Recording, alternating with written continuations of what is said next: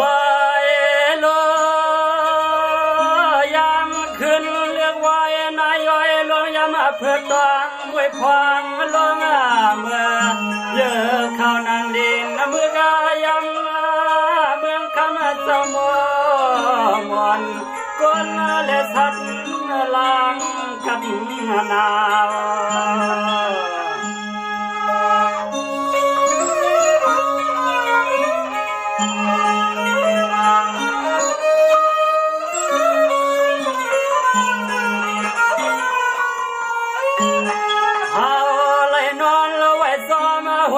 ตามมาต่อ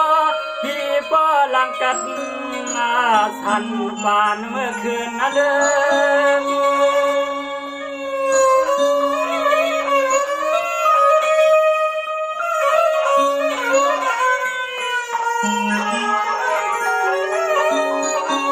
เอาไหลนอนขดขวยมวยนาผ้าอ่อนก็ห่วงพองไหลห่วงพองพองเมื่อมวยน้ำนายยอดไหลย้อยสึก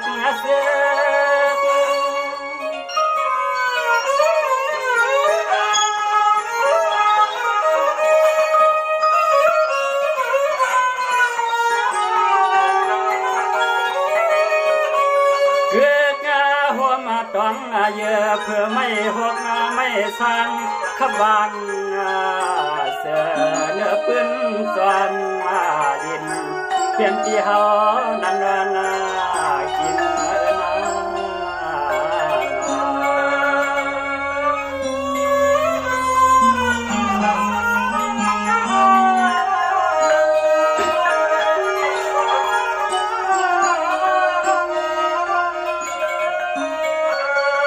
ย้อนปีนอนไว้จอมลอยกุ้งเป่าหลังขามุงเฮือนเฮาก็เปลี่ยนเสกางหาวเรื่องเล่าเรื่องเว้ามังข้าวก็ย่าห่วงพวยไม่จิ้มห่างต่างทุกต่างชินสวย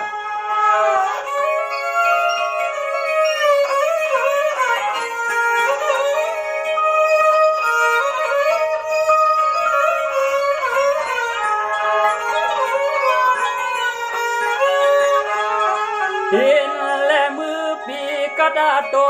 ปีกระดาลางตั้งตอนเฮาเมาหือสนอนหลับ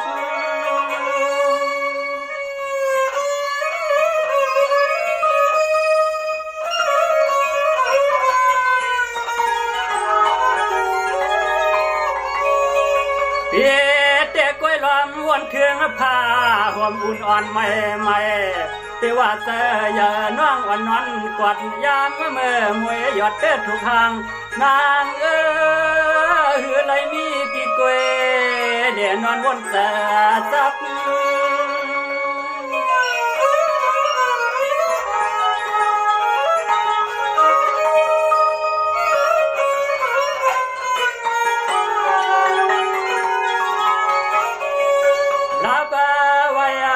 เปลี่ยนกวักเปลี่ยนมือควังเปื่อมวยน้ำนายยอดานอนกอดเราก็งา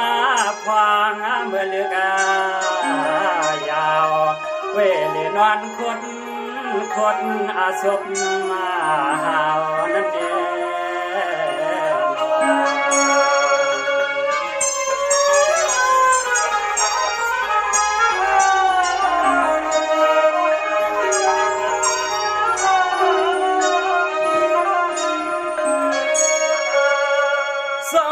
ด้วยลูกเปิ้นเตนอนไว้ในเกเฮือนคือเฮือนใหญ่ผ้าห่มพื้นใหม่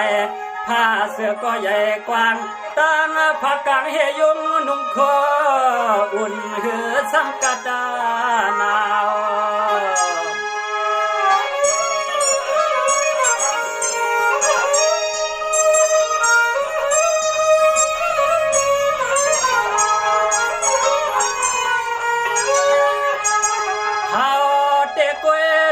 สู่พื้นสู่ภัยไตเลี้ยงหนัง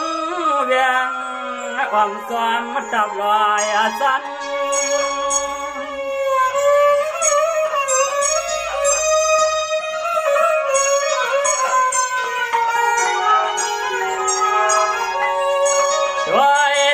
มัน พานาโคอุ่นปีอำต้อนาส่วนคุณสร้างปีมีมุกไฟไปมองเลียดมองลูกกลางวัน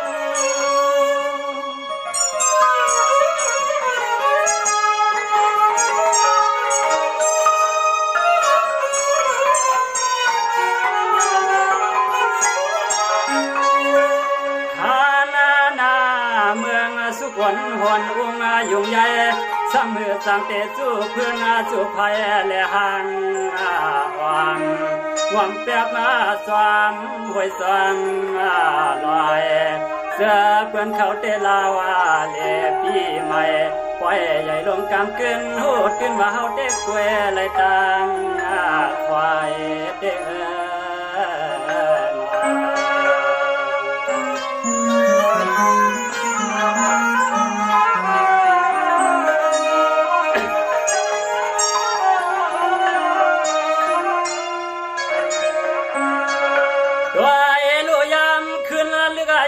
ปิเตนอนกัดนอนหนาวเพื่อนเตสุดจุยิงเช้าในผ้าพวงเขาลายลอพวกกูเมืองแหลงความเปิ่มมาอุ่นขึ้นจันคุณสั่งปีเฮาในก้อยนอนถวามเสียงเก้าข่าวน้ำนายอ้อยเสือ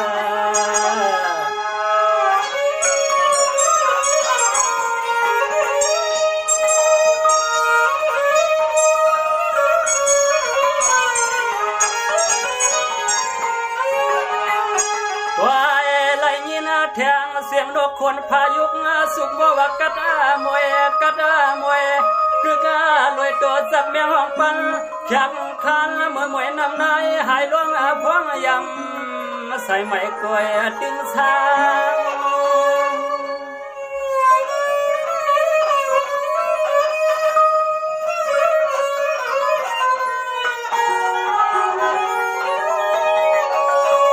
ย้อนปีนอนไว้ในป่าหินว่ายุ่งว่ามดว่าป่ากว่าแทงตัวเมืองคมมองไกลลอยยักลอยใหญ่ทางใส่หลังกระมวยกุ้ยแล้วพยังพวกเวียนหอดตัวยาวนานว่า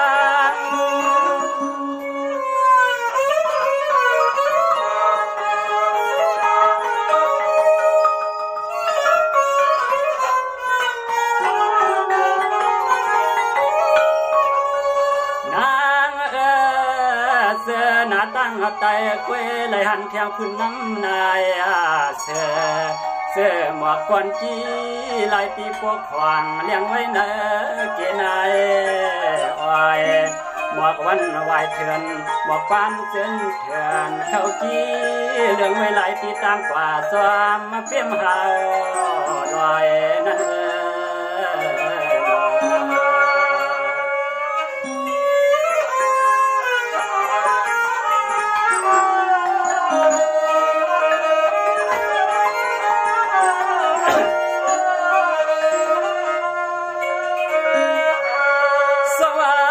มังพวกเขากินข้าว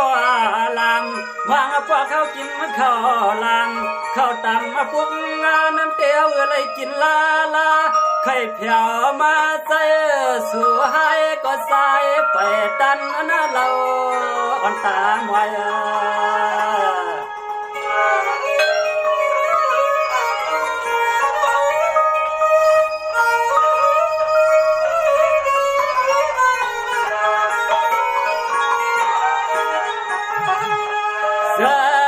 เขาเตะเฮียนตั้งปอยตั้งลำทุบห้ำลูกบังลูกมองหับห้องเขานา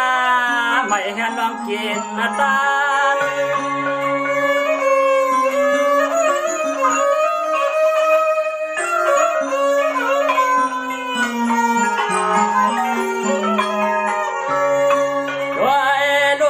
เลื่อนเสียงเลื่อนกำปวนกว่า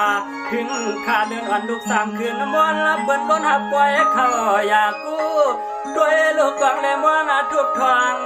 ให้เสียงหอนมอปัน